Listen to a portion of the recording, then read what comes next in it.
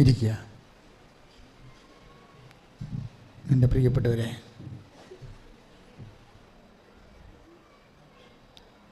ഉടമ്പടി ധ്യാനത്തിനായി നമുക്ക് നമ്മളെ തന്നെ ഒരുക്കാം. ദൈവസ്നേഹത്തോടെ ഈ ധ്യാനത്തിൽ നമുക്ക് തന്നെ നമ്മുടെ മനസ്സിനെ അർപ്പിച്ചുകൊണ്ട്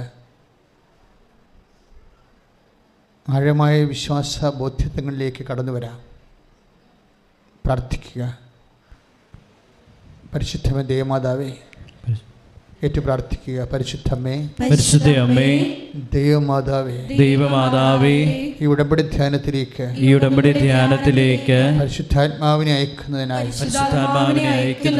പരപിതാവിനോട് ഈശോ വഴി മധ്യസ്ഥം വഹിക്കണമേ. ഞങ്ങൾക്ക് ആവശ്യമായ വചനങ്ങൾ, ഞങ്ങൾക്ക് ആവശ്യമായ ശക്തി, ഞങ്ങൾക്ക്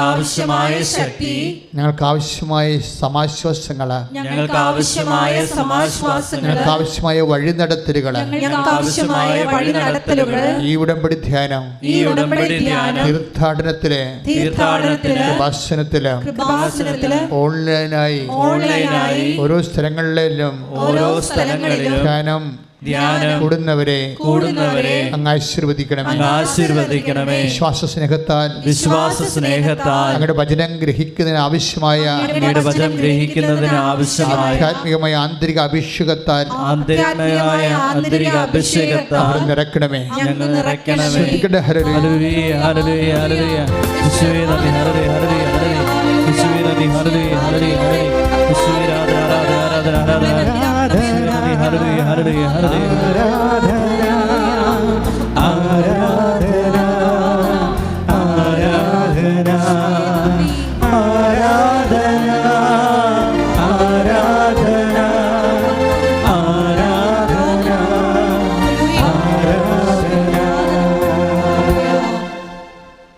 പ്രിയമുള്ളവരെ, ഓരോ ദിവസങ്ങളിലുള്ള ഉടമ്പടി ധ്യാനം കൂടുമ്പോൾ നമുക്ക് പുതിയ പുതിയ കാഴ്ചകളും അറിവുകളുമാണ് ദൈവം തരുന്നത്. നമുക്ക് സാക്ഷ്യങ്ങളൊക്കെ പറയുമ്പോൾ ആൾക്കാർ almost all epoch of the life, ജീവിതത്തിൻ്റെ എല്ലാ മണ്ഡലങ്ങളിലുമുള്ള ആൾക്കാർ ജീവിതത്തിൻ്റെ എല്ലാ ആവശ്യങ്ങളുടെ മേലും ദൈവികമായ ഇടപെടൽ ലഭിച്ചിട്ട് ജനങ്ങൾ സാക്ഷ്യം പറയുമ്പോൾ നിങ്ങൾ ഓർക്കും, ഇതൊക്കെ ഒരു ദൈവാനുഗ്രഹമാണല്ലോ, പ്രത്യേക ദൈവാനുഗ്രഹമാണ്. ആൾക്കാർ വിസ്മയം പ്രാപിക്കും. പക്ഷേ അതൊന്നുമല്ല കാര്യം. ഇതൊക്കെ ദൈവം നമുക്ക് നൽകിയിട്ടുള്ള വാഗ്ദാനത്തിൻ്റെ ആ നിറവേറ്റങ്ങളാണ് കാണിക്കുന്നത്. സ്വാഭാവികമാണ്. അസ്വാഭാവികമായി ഒന്നും കൃപാസനത്തിൽ സംഭവിക്കണില്ല. ഉടമ്പടി എന്ന വലിയ ദൈവികമായ പദ്ധതിയിലൂടെ ഒരു മനുഷ്യൻ സത്യസന്ധമായിട്ട് കടന്നു പോകുമ്പോൾ സ്വാഭാവികമായി സംഭവിക്കുന്ന ദൈവികമായ വാഗ്ദാനങ്ങൾ നിറവേറ്റ ഒരു അത്ഭുതമല്ല, അതൊരു അടയാളമാണ്. അത്ഭുതത്തെക്കാൾ ശക്തമാണ് അടയാളം. അടയാളം എന്ന് പറയുമ്പോൾ നമുക്കറിയാം, അടയാളം എന്ന് വെച്ച് കഴിഞ്ഞാൽ ഇപ്പോൾ നമ്മൾ ഏതെങ്കിലും സ്കൂളിൻ്റെ വാതിക്കൽ കൂടി പോയി കഴിഞ്ഞാൽ നമുക്ക് സ്കൂളിൽ ക്രോസ് ചെയ്യുന്ന സ്ഥലമുണ്ടെങ്കിൽ റോഡിൽ കുഞ്ഞുങ്ങൾ സ്കൂളിൽ അവരുടെ ബാഗ് തോളിലിട്ട് ഓടുന്ന ഒരു കറുത്ത ചിത്രം കാണിക്കും അല്ലേ, ചുവപ്പ് വട്ടത്തിൽ കറുത്ത ചിത്രം കുഞ്ഞുങ്ങളെ സ്കൂളിലേക്ക്. അതിൻ്റെ അർത്ഥം ഡ്രൈവർമാർക്കുള്ള ഒരു അടയാളമാണത്. എന്താ ഡ്രൈവർമാരോട് സർക്കാർ പറയണത്, ട്രാഫിക് ഡിപ്പാർട്ട്മെൻറ്റ് പറയണത് എന്താണ്? സ്ലോ ഡൗൺ ചെയ്യണം, ഇവിടെ ഒരു സ്കൂളുണ്ട്, കുഞ്ഞുങ്ങൾ പഠിക്കുന്നതാണ്, അതുങ്ങളുടെ ജീവിതം സംരക്ഷിക്കണം. അടയാളമാണ് അപ്പോൾ അത് സ്കൂളല്ല, അവിടെ റോഡെ കൊണ്ടൊന്നും സ്കൂളാരും വെച്ചിട്ടില്ല, അടയാളം വെച്ചിട്ടുണ്ട്. ഓരോ അത്ഭുതങ്ങളും ഒരടയാളമാണ്. എന്താണ്? നിനക്ക് ജോലി കിട്ടിയതൊന്നും അല്ല പ്രശ്നം, അത് വാഗ്ദാനത്തിൻ്റെ ഭാഗമായ ദൈവം നൽകിയ നിറവേറ്റമാണ്. മറിച്ച് എന്താണ്? ആ അടയാളത്തിൻ്റെ പിന്നിൽ ഒരു ദൈവമുണ്ട്, നിന്നെ സ്നേഹിക്കുകയും സന്ധിക്കുകയും സമാധാനിപ്പിക്കുകയും സമാശ്വസിപ്പിക്കുകയും നിന്റെ കൂടെ നടക്കുകയും ചെയ്യുന്ന ദൈവം കൈയടിച്ച് കർത്താവിനെ ചുടലി.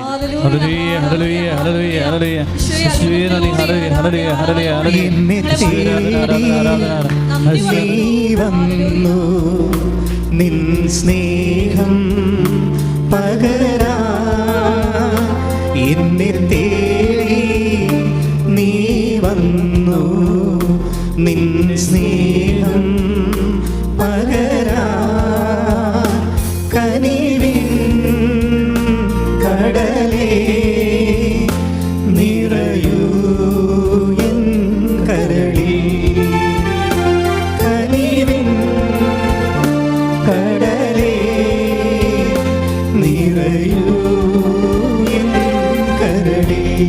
ആരാധന.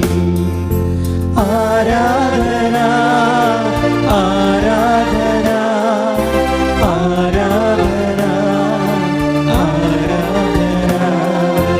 ആരാധന ആരാധന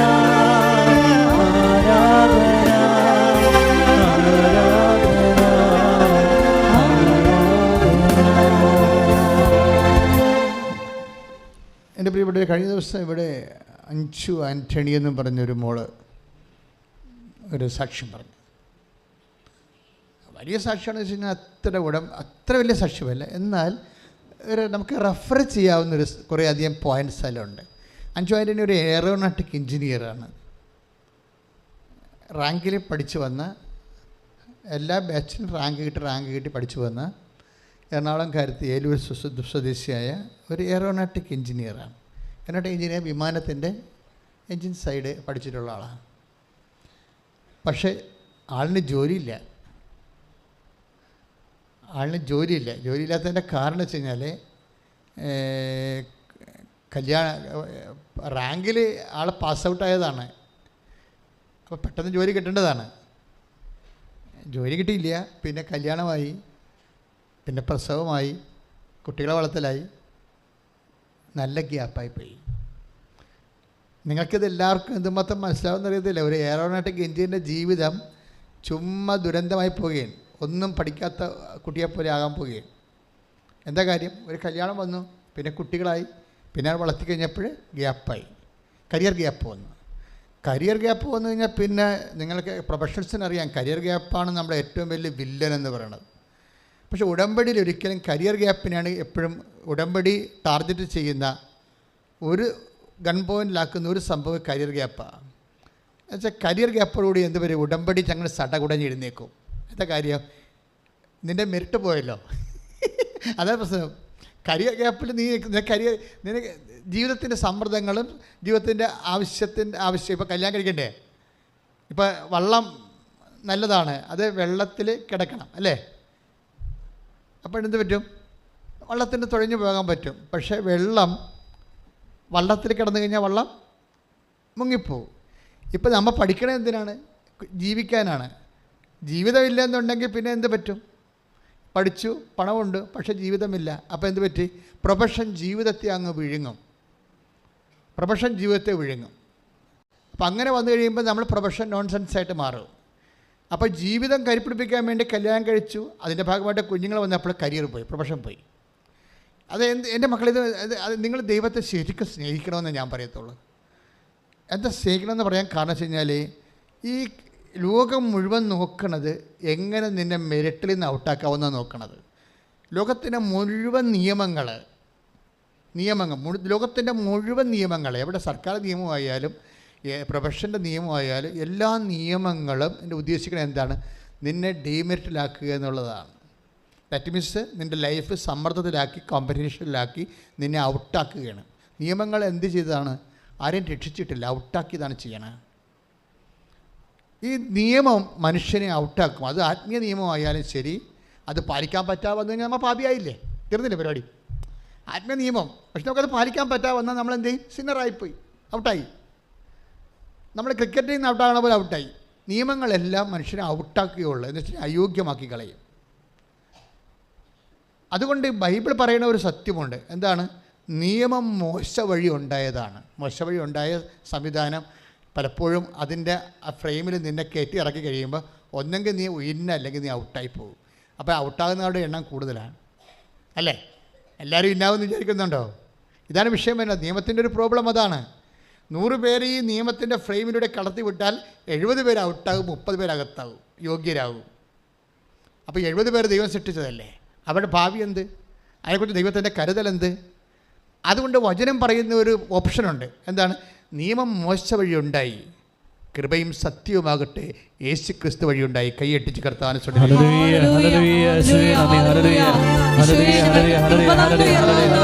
അവിടുത്തെ സ്നേഹത്തിന് നന്ദി പറയുന്നു.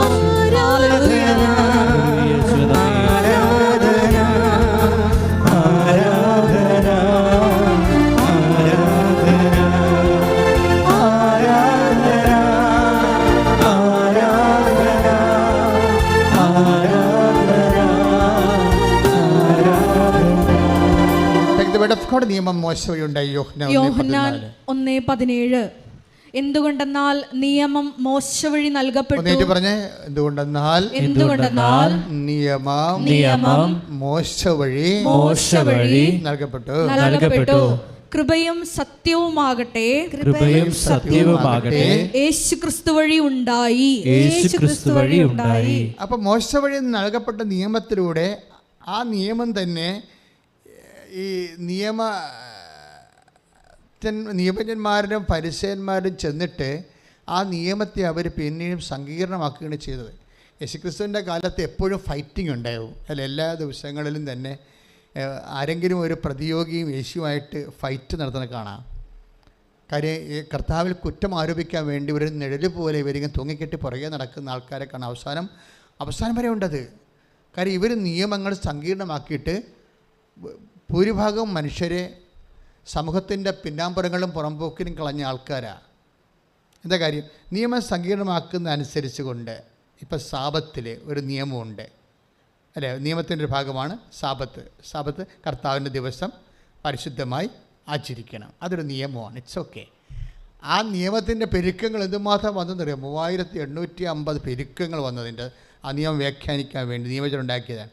അതിൻ്റെ ഉള്ളിലാണ് ഒരു സാബത്തിൽ ചെറിയ നമ്മൾ ബൈബിൾ വ്യാഖ്യാന പുസ്തകം വായിക്കുമ്പോൾ രസകരമായ ഒരു സംഭവം വിവരിക്കുന്നത് റബിയുടെ പുസ്തകത്തിൽ. അതായത് ഒരുത്തൻ്റെ ചെരുപ്പ് സൂര്യാസ്തമയം വരെയാണല്ലോ ഈ സാബത്ത് നിലനിൽക്കുന്നത്. അപ്പോൾ സൂര്യാസ്തമയത്തിന് മുമ്പ് നടന്നു പോകുന്ന സമയത്ത് ഒരുത്തൻ്റെ ചെരുപ്പ് വള്ളി പൊട്ടിപ്പോയി. അപ്പം അതിനകത്ത് വള്ളി പൊട്ടിപ്പോയാൽ എന്ത് ചെയ്യണമെന്ന് മോസസ് പറഞ്ഞിട്ടില്ല. മനസ്സിലായില്ലേ? യാത്രക്കാരൻ്റെ ചെരുപ്പിൻ്റെ വള്ളി പൊട്ടിപ്പോയാൽ സാബത്താണെങ്കിൽ എന്ത് ചെയ്യണമെന്ന് മോസസ് പറഞ്ഞിട്ടില്ല. പക്ഷേ ലേവ്യ പുസ്തകത്തിൽ ചുമടെടുക്കരുതെന്ന് പറഞ്ഞിട്ടുണ്ട്. അതാണ് ആ നിയമത്തിൻ്റെ സങ്കീർണത പറഞ്ഞത് അങ്ങനെയാണ്. പെരുക്കം വരുന്നത് അങ്ങനെ ചുമടെടുക്കരുതെന്ന് പറഞ്ഞിട്ടുണ്ട്. ഭാരമുള്ള ജോലികൾ. അപ്പോൾ വള്ളി പൊട്ടിയ ചെരുപ്പ് നമുക്ക് ഉപേക്ഷിക്കാൻ പറ്റുമോ? അതെടുത്താൽ ചുമടായി പോകത്തില്ലേ? അപ്പോൾ അത് പാപമായി പോകത്തില്ലേ? അപ്പോൾ അതുകൊണ്ട് എന്ത് പറയും, യഹൂദന്മാരെന്ത് ചെയ്യും? വള്ളി പൊട്ടിയാൽ ആ അസ്തമിക്കണ വരെ ആ ചെരുപ്പ് വള്ളി പൊട്ടിയ ചെരുപ്പിൻ്റെ അടുത്ത് നിൽക്കും. അത് ഒരു മനുഷ്യൻ്റെ ഭാരം തന്നെ, ജീവിതഭാരം തന്നെ കണ്ടില്ലേ? നിങ്ങളാണെങ്കിൽ കൃപാസനത്തിൽ വെച്ച് വള്ളി പൊട്ടിക്കാൻ മിക്കവാറും ആൾക്ക്, ഞങ്ങളിവിടെ 10-15 ചെരുപ്പൊക്കെ എല്ലാ ദിവസവും കെട്ടിക്കൊണ്ടുപോയി അവിടെ ഞങ്ങളുടെ അവിടെ ഒരു ഇതെല്ലാം കൂട്ടിയിടുന്ന സ്ഥലമുണ്ട്, അവിടെ കൊണ്ടുപോയിടും. കാര്യം വെച്ച് കഴിഞ്ഞാൽ പല ആൾക്കാരുടെയും പരിപാടി എന്താ അറിയാമോ? ചിലരുടെ ചെരുപ്പ് മാറിപ്പോകും.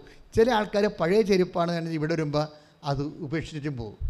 അത് ചിലപ്പോൾ നടന്നു. ഞങ്ങൾ പറയണില്ല വേറെ ചെരുപ്പ് മാറിയിട്ടുണ്ട് പോകുമെന്ന് പറയത്തില്ല. ഉടമ്പടി ധ്യാനകേന്ദ്രത്തിൽ വന്നിട്ട് ആരെങ്കിലും പുതിയ വേറെ ആൾക്കാരുടെ നല്ല ചെരുപ്പ് അല്ലെ പിന്നെ കക്കാൻ വേണ്ടി മാത്രമല്ല. അപ്പോൾ അവരെക്കുറിച്ച് നമുക്ക് പറയേണ്ട കാര്യമില്ല. പക്ഷേ അതേസമയം തന്നെ ഒത്തിരി ചെരുപ്പുകൾ ഇവിടെ വരുന്നുണ്ട്. ബാക്കി നിങ്ങൾ പോയി കഴിയുമ്പോൾ 5 മണിയാകുമ്പോൾ നോക്കിയാൽ മനസ്സിലാവും.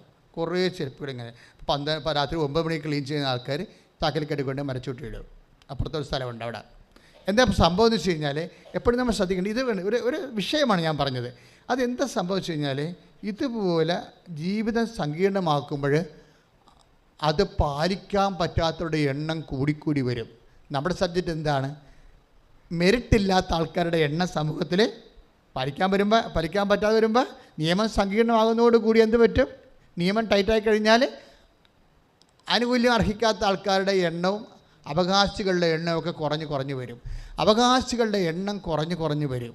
ബാക്കി അപ്പോൾ കുറഞ്ഞു വരുമ്പോഴും അതേസമയം തന്നെ അവകാശികളുടെ എണ്ണം എന്ന് വെച്ച് കഴിഞ്ഞാൽ അവകാശം പ്രാപിക്കാത്തവരുടെ എണ്ണം കൂടിക്കൂടി വരും. യോഗ്യതയില്ലാത്തവരുടെ എണ്ണം കൂടിക്കൂടി വരും. ഇത് സമൂഹത്തിൻ്റെ ഒരു പ്രത്യേകമായ ഒരു ജീവിത ദുരന്തമാണ്.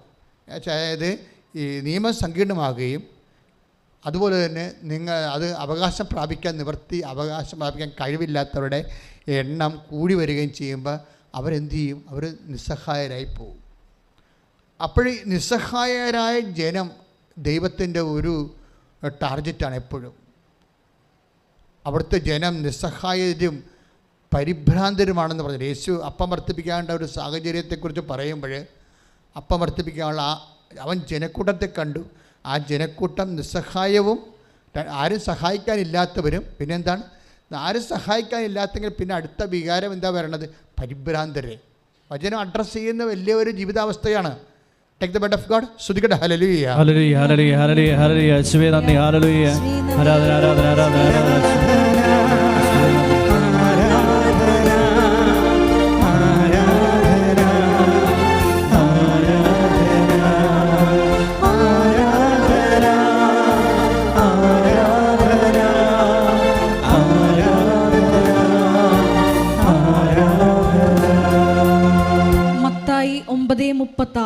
മത്തായിയുടെ സുവിശേഷം 9:36.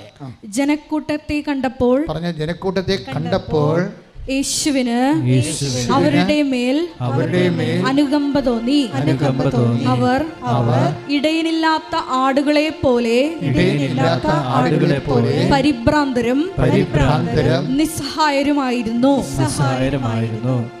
അപ്പോൾ രണ്ട് കാര്യങ്ങളാണ് സംഭവിക്കുന്നത്. അതായത് ദൈവത്തിന് തോന്നുന്ന പ്രഥമ വികാരം എന്താണ്? അനുകമ്പയാണ്. ദാറ്റ് മീൻസ് കരുണ, അനുകമ്പയാണ്. കരുണ എന്ന് പറയുമ്പോൾ തന്നെ ഓർക്കുക, നമുക്ക് മെരിറ്റ് ഇല്ലെന്ന് ഓർക്കുക. മെരിറ്റ്, നമ്മുടെ മെരിറ്റ് പോവുകയാണ്. ഇപ്പോൾ എയറോനോട്ടിക് എഞ്ചിനീയറിൻ്റെ പ്രശ്നം എന്താണ്? അവളുടെ കരുണയാണ് ആവശ്യം. അല്ല, നമ്മൾ പണ്ട് അഞ്ചു ആൻ്റണിയുടെ പ്രശ്നം എന്താണ്? മേലൂർ. എന്താ അവരുടെ പ്രശ്നം? അവർക്ക് കരുണയാണ് ആവശ്യം. കാര്യം അവരുടെ റാങ്കിൽ കയറി വന്നതാണ്. പക്ഷേ ഇപ്പോഴേ അവർക്ക് 5-6 കൊല്ലത്തെ ഗ്യാപ്പായിപ്പോയി. കുഞ്ഞുങ്ങളെ പ്രസവിച്ച വിഷയം അവിടെ ഒന്നും തീരണില്ലല്ല. ആ കുഞ്ഞുങ്ങൾക്ക് വലിയ രോഗം വന്നാൽ പിന്നെ അതുങ്ങളെ കൂടെ ആശുപത്രിയിലായി. പിന്നെ എന്തെല്ലാം പുലിവാലികളാണ്. ഓരോരുത്തരുമൊക്കെ കുഞ്ഞുങ്ങളെ വളർത്തി നിങ്ങളൊക്കെ കുഞ്ഞുങ്ങളാകുന്നവരെ അപ്പനും അമ്മയും എന്താ ചെയ്തതെന്നൊക്കെ മനസ്സിലാകത്തില്ലല്ലേ.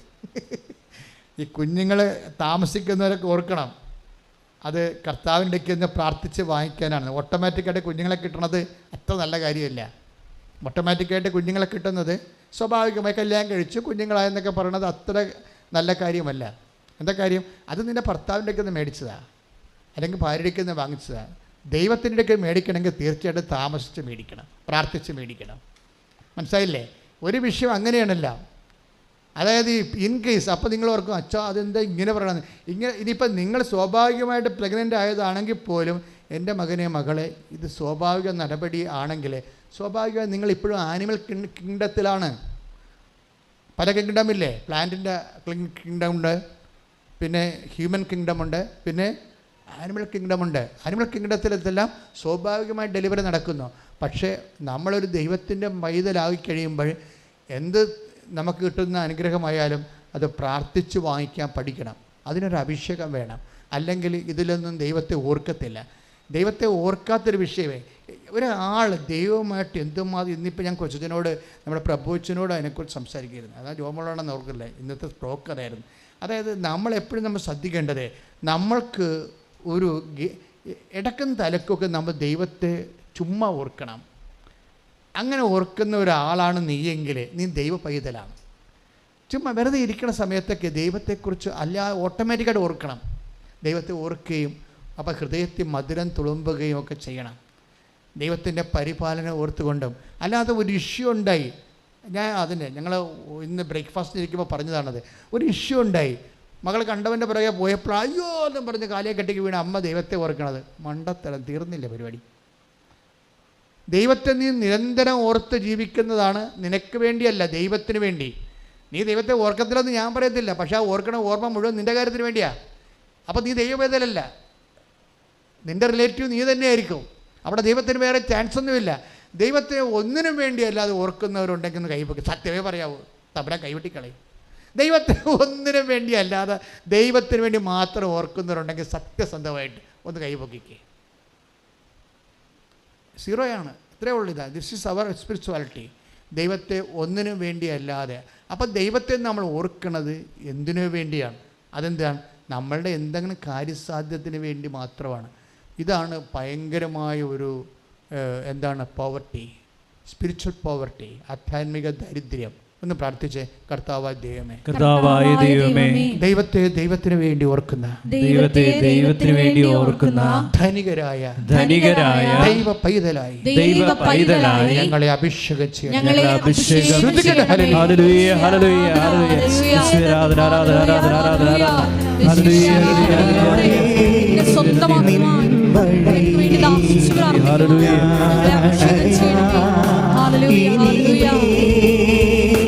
മിശിഹായേ നിൻ വഴി ഞാനണയാ ഇനിമേ കരുണാമയനേ എനിക്കെന്നും നീ അഭയം. ആരാധന ആരാധന ആരാധന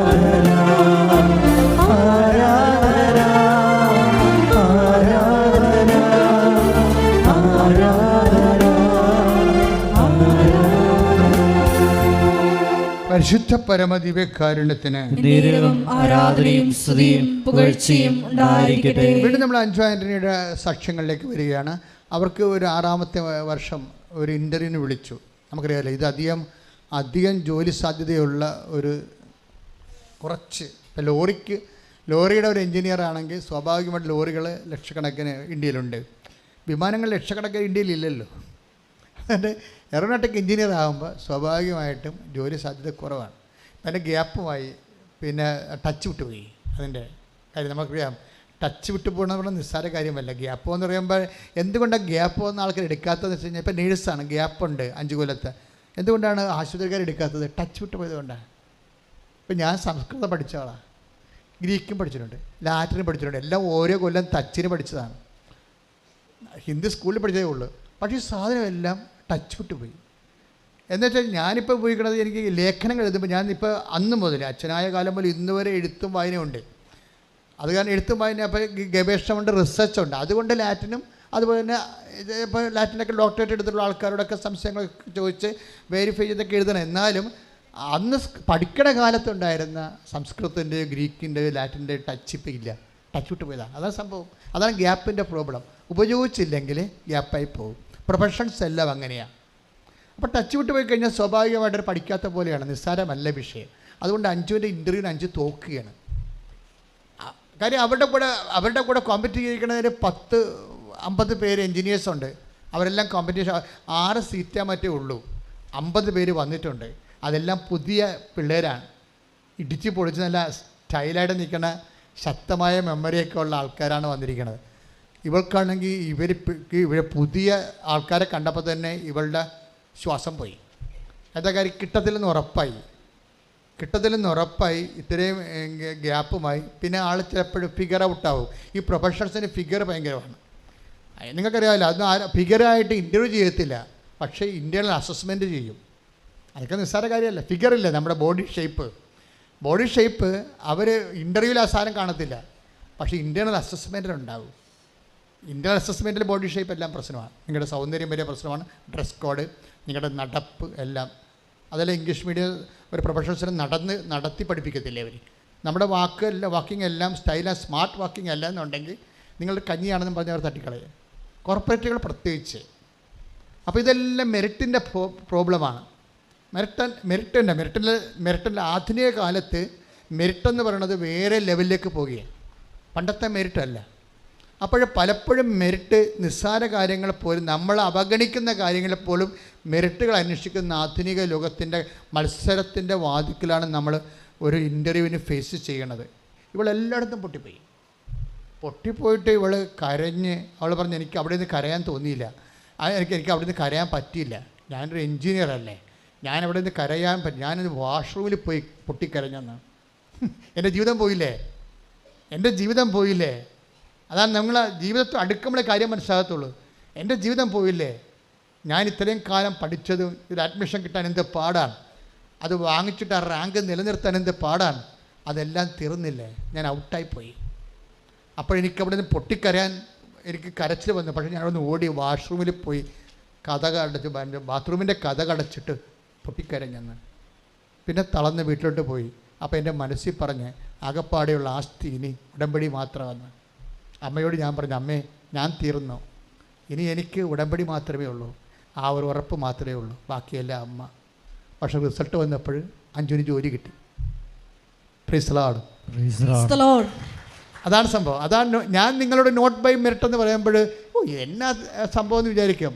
അതായത് എല്ലാം തളർന്ന് എല്ലാ മെറിറ്റും പോകുമ്പോഴും ഇങ്ങനെ ജ്വലിച്ച് നിൽക്കുന്ന ഒരു സംഭവമാണ് ഉടമ്പടി. എന്താണത്? അത് വർക്ക് ചെയ്യണത് എന്താണ്?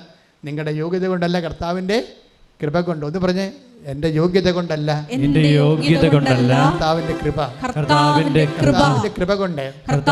കൃപ കൊണ്ട്. അഞ്ചു ആ ജോലി വാങ്ങിക്കുന്ന മുമ്പ് വന്ന് സാക്ഷ്യം പറഞ്ഞിട്ടാണ് പോണത്.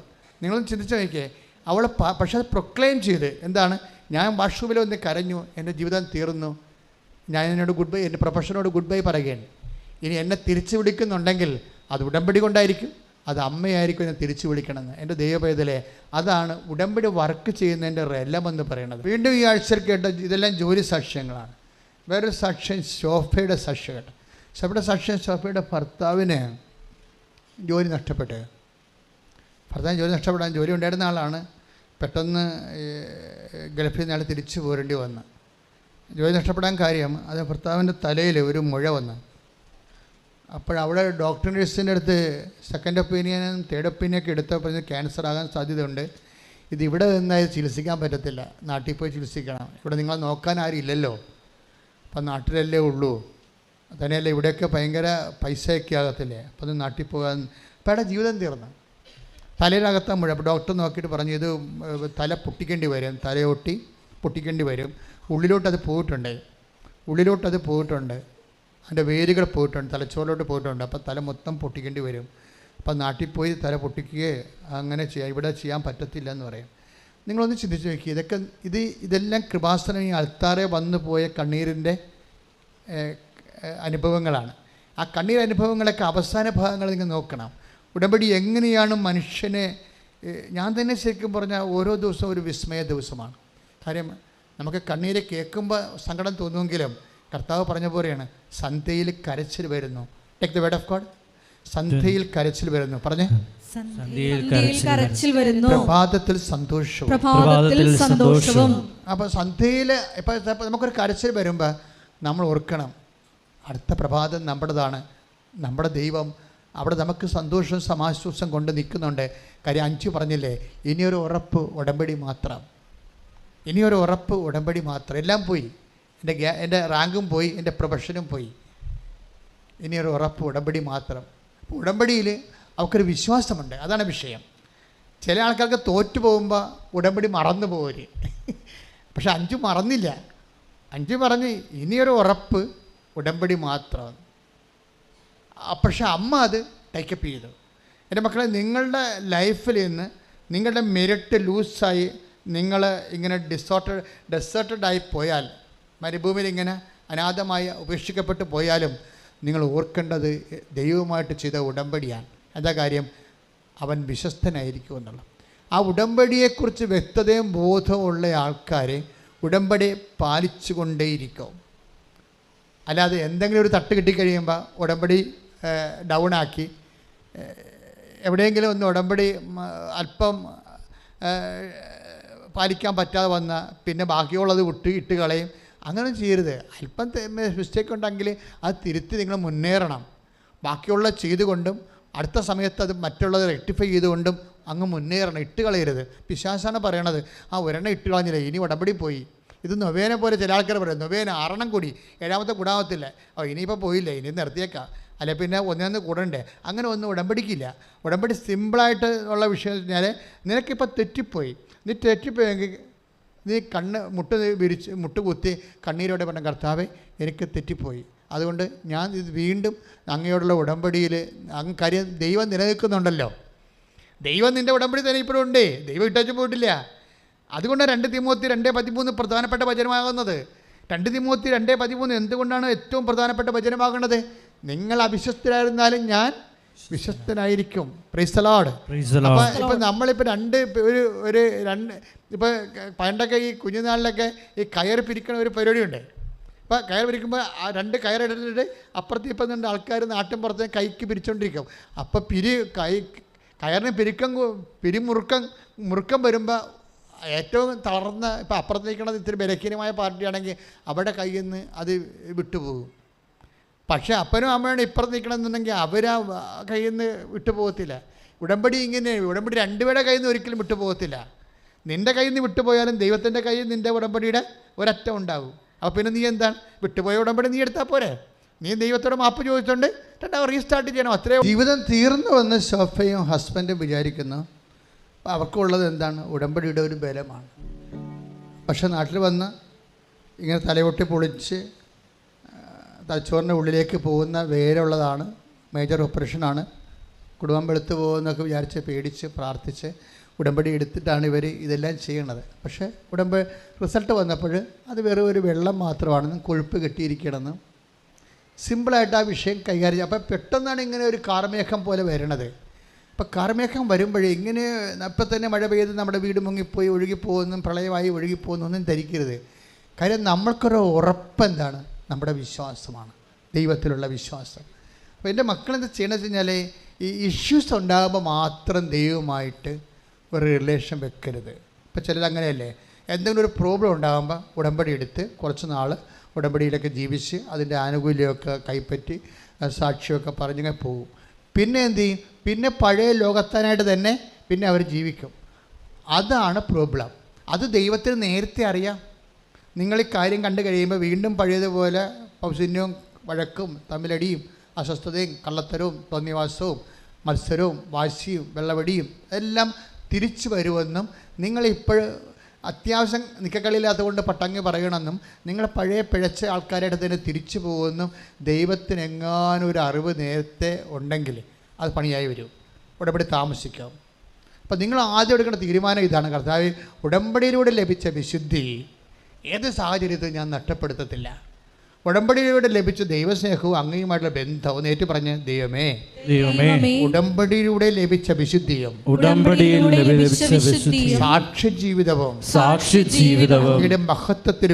അങ്ങയുടെ മഹത്വത്തിനു വേണ്ടി നിന്നോടുള്ള സ്നേഹത്തെ പ്രതി ഞാൻ എക്കാലവും നിലനിർത്തും. എന്നെ സഹായിക്കണമേ.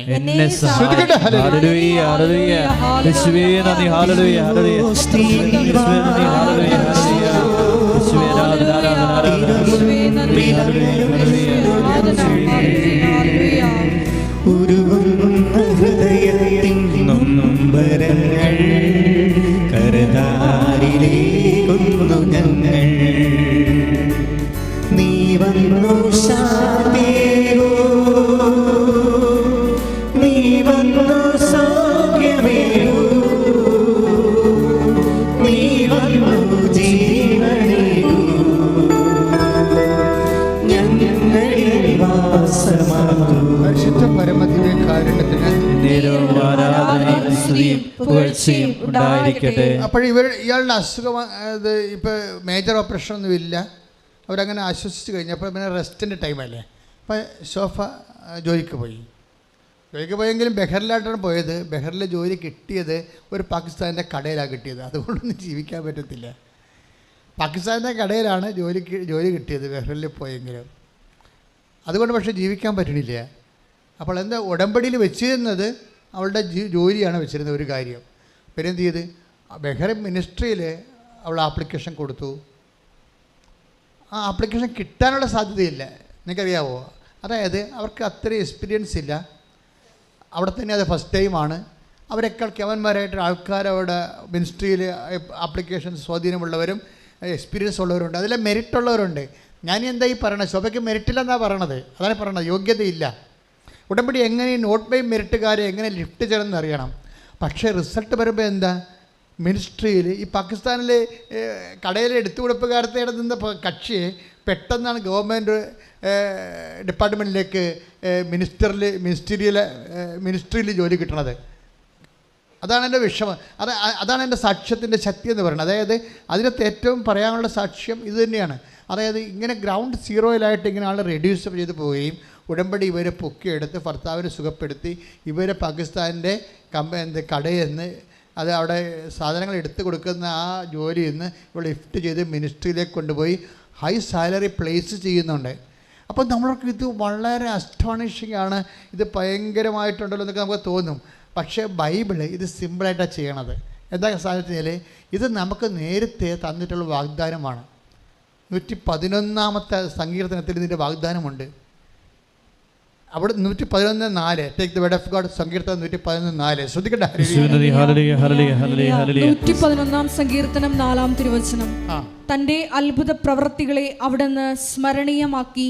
കർത്താവ് കൃപാലുവും വാത്സല്യനിധിയുമാണ്. തന്റെ ഭക്തർക്ക് അവിടുന്ന് ആഹാരം നൽകുന്നു. അവിടുന്ന് തന്റെ ഉടമ്പടിയെ എപ്പോഴും അനുസ്മരിക്കുന്നു. കാര്യങ്ങൾ കണ്ടല്ലോ. ഒന്ന് പറഞ്ഞ തന്റെ ഭക്തർക്ക് അവിടുന്ന് ആഹാരം നൽകുന്നു. ജീവിതമാർഗം എന്നതിൻ്റെ അർത്ഥം ആഹാരം കപ്പ പുഴുക്കി കൊണ്ടുവന്ന് കൈ തരുന്ന കാര്യമല്ല ഈ പറയണത്. ജീവിതമാർഗം നൽകുന്നു. എന്താണ്? തൻ്റെ ഭക്തർക്ക് പറഞ്ഞേ, തന്റെ ഭക്തർക്ക് അവിടുന്ന് ആഹാരം നൽകുന്നു. എന്ത് ബേസിലാണ് ഈ ജീവിതമാർഗം? ജോലിയല്ലേ? ആഹാരം എന്ന് പറഞ്ഞാൽ എന്താണ്? ജോലിയല്ലേ? വിദ്യാഭ്യാസം തന്നെയാണല്ലോ, ആഹാരമാണല്ലോ. ആഹാരവും വീടും വസ്ത്രവും അടിസ്ഥാന സൗകര്യത്തിലാണല്ലോ നമ്മൾ വിദ്യാഭ്യാസത്തിനും ജോലിക്കും പോണത്. അപ്പോൾ തൻ്റെ ഭക്തർക്ക് സങ്കീർത്തനം 111:4 അത് വാഗ്ദാനമാണത്. എന്താണ്? തൻ്റെ ഭക്തർക്ക് അവിടുന്ന് ജീവിതമാർഗം നൽകുന്നു. എന്ത് ബേസിലാണ് ജീവിതമാർഗം നൽകണത്? അവിടുന്ന് തന്റെ ഉടമ്പടി അനുസ്മരിക്കുന്നു. കൈയടിച്ച് കർത്താവിനെ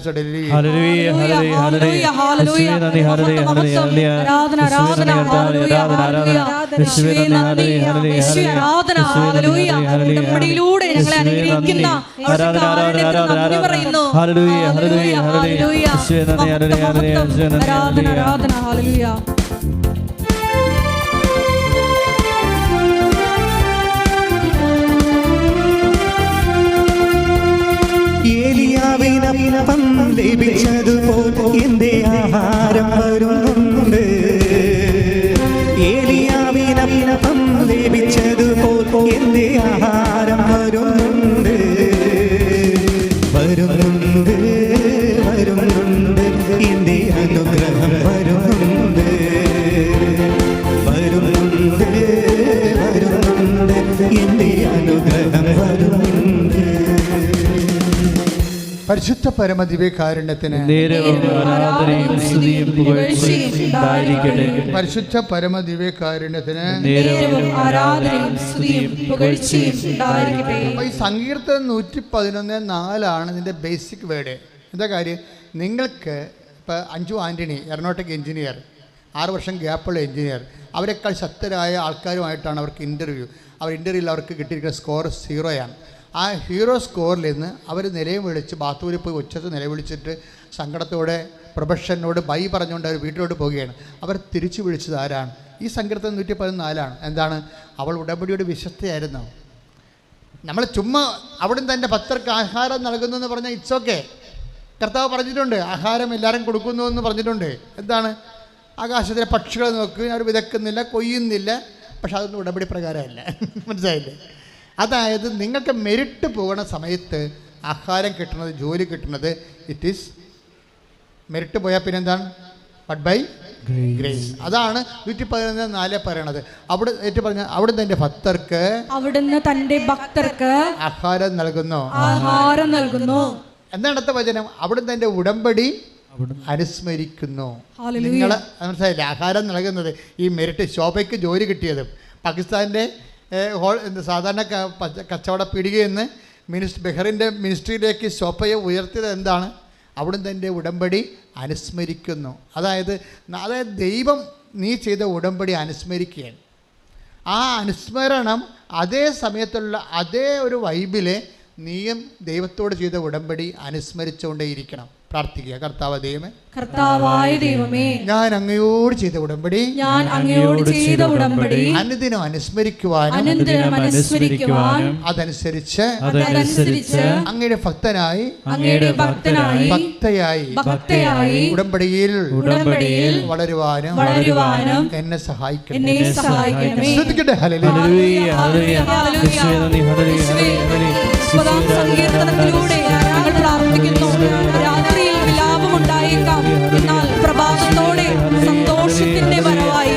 ഹല്ലേലൂയ, ഹല്ലേലൂയ, യേശുവേ ആരാധന. Hallelujah, hallelujah. ഏലിയാവിനപ്പം ലഭിച്ച